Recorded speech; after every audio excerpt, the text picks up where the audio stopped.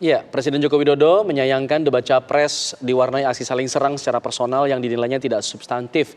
Jokowi kemudian meminta agar format debat diperbaiki agar tidak ada kontestan yang menjatuhkan satu sama lain. Ya, seperti apa sebenarnya debat yang disebut menyerang personal dan bagaimana pula aturan yang pas dalam berdebat? Bersama kami pemirsa telah bergabung juru bicara yang juga merupakan Dewan Pakar Timnas Amin, Refli Harun, kemudian Wakil Ketua Umum Gerindra, yaitu ada Bang Fadlizon, kemudian pengurus TPN Ganjar Mahfud, yaitu ada Mas Arya Bima, serta pakar politik, yaitu ada Mas Ahmad Khairul Umam. Selamat sore Bapak-Bapak semua. Selamat sore Pak Fadlizon, Mas Refli Harun. Pertama saya ingin ke tim dari Capres-Cawapres nomor urut 1 dulu. Bang Refli Harun, komentar Anda bahwa menurut Presiden sebaiknya tidak saling serang menyerang secara personal. Anda merasa tidak tim Anda atau dalam hal ini Capres dan Cawapres atau Capres yang kemarin berdebat menyerang personal tertentu dari Capres lainnya? Ya, sebelum saya menjawab pertanyaan itu, saya justru bertanya-tanya kira-kira motif Presiden Jokowi ngomong itu kenapa? Mungkin karena jagoannya kalah debat atau bagaimana, itu satu hal. Yang kedua, ya, perdebatan ini adalah perdebatan calon presiden, primus inter pares, orang nomor 1 di Indonesia. Jadi harus siap soal-soal yang sifatnya personal, soal-soal yang sifatnya kebijakan dan lain sebagainya, itu bisa tumpang tindih.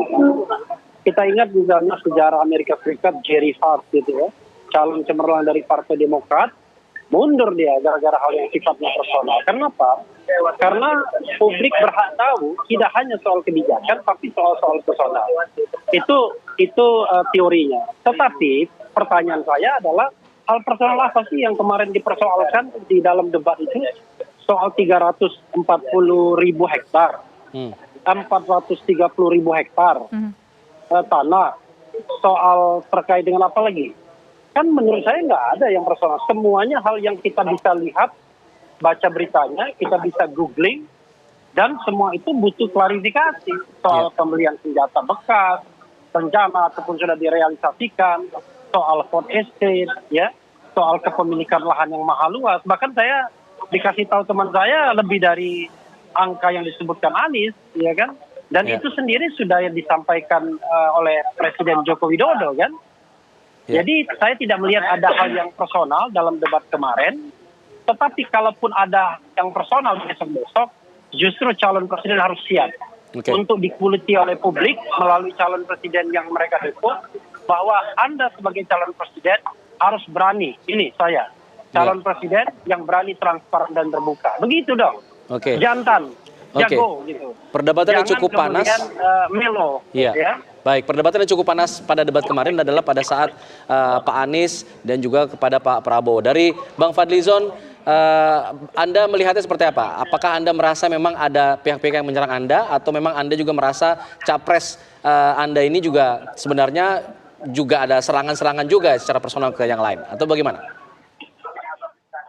Ya, saya sampaikan oleh Pak Prabowo itu adalah sebuah strategi garis besar di berbagai bidang, baik itu pertahanan, kemudian luar negeri, geopolitik, dan hal-hal yang lain gitu ya.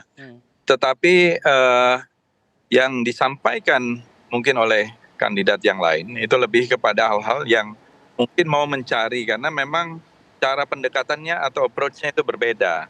Kalau Pak Prabowo itu bicara tentang soal bangsa dan negara, tapi yang lain itu mungkin berbicara tentang bagaimana ini mengalah debat ya, seolah-olah ini semacam perlombaan debat.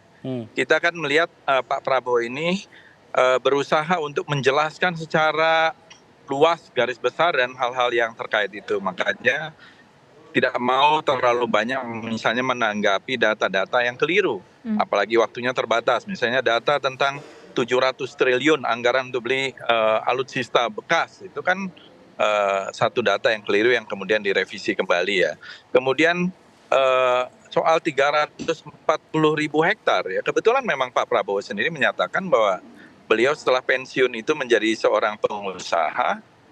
Apa kaitannya seorang pengusaha yang bisa mengelola 340.000 hektar dengan prajurit? Pak Prabowo dikenal dari dulu Waktu beliau itu menjabat sebagai Danjen Kopassus, sebagai Pangkostrat maupun sebelumnya sejak mayor yang saya tahu dari 30 tahun, selalu memperjuangkan kesejahteraan prajurit dan membangun rumah-rumah prajurit itu sudah lama dalam kapasitas beliau yang masih sangat terbatas gitu ya. Jadi maksudnya dikaitkan dengan itu ya sama sekali tidak relevan, sesuatu yang dua hal yang sangat berbeda.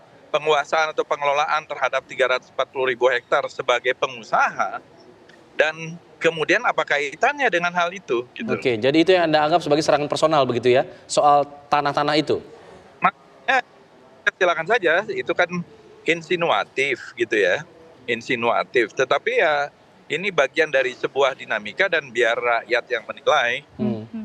Ada unsur personalnya tidak dengan menyebut soal tanah-tanah itu, Bang Fadli? Ini kita masih menunggu jawabannya nih.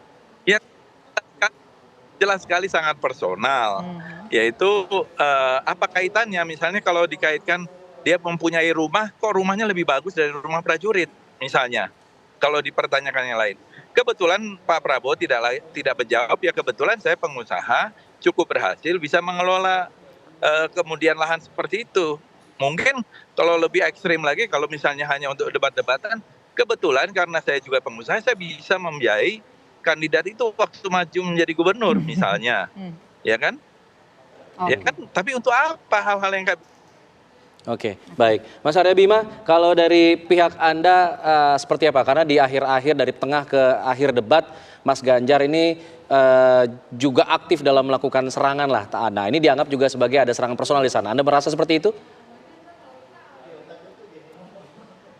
Ya, tentang substansi debat dulu ya, saya kira Pak Fadlizon, kemudian teman-teman yang dari 02 juga tahu karena sudah berkali-kali ikut debat capres bahwa adu argumentasi, adu pendapat, adu kecerdasan, adu logika, juga adu kuat data, dari fakta-fakta yang ada itu menjadi satu modal pada saat kita berdebat. Bagaimana fakta yang harus disampaikan ya itu harus dipertahankan untuk sulit disangkal. Jadi saya melihat bahwa dalam debat itu merupakan satu adu pendapat untuk mempertahankan pendapat. Masing-masing berusaha untuk menang, ya. Tidak bisa pendapat argumentasi itu dipatahkan oleh lawan. Jadi jangan persepsinya itu seperti diskusi. Kalau diskusi itu mencari pendapat yang paling baik dan paling benar. Tapi kalau di dalam debat itu memang bagaimana berusaha untuk menang dan kalah, mengalahkan lawan debat. Ini yang saya kira kemarin saya melihat antara pendapat, argumentasi, data, fakta yang disampaikan oleh Pak Ganjar Pranowo itu betul-betul senjata yang dikeluarkan semuanya dan digunakan untuk benar-benar bisa menyerang. Tapi saya sepakat bahwa hal-hal yang menyangkut serangan pribadi itu tidak perlu.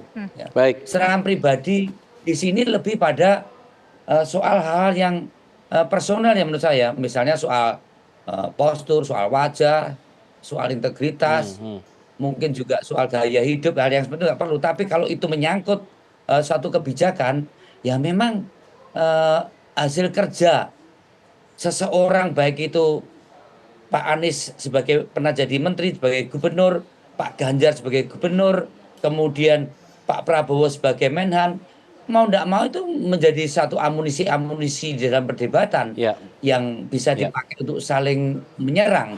Dan saya melihat kemarin masih dalam batas yang sangat terukur. Saya tidak melihat ada sesuatu hal yang tidak mendidik atau tidak menjadi schooling politik dalam perdebatan itu, bahwa mungkin Pak Prabowo tidak siap dengan data, dengan pendapat dan argumentasi yang diserang oleh Pak Anies dan ya, artinya Anda tidak sependapat. Itu adalah satu proses debat. Baik, artinya Anda tidak saja. Ya, Mas Arya, artinya Anda tidak sependapat dengan Pak Presiden Joko Widodo yang meminta agar format debat diubah. Nanti dijawab setelah jeda ya, karena kita akan jeda dulu, usai ini kita akan kembali lagi.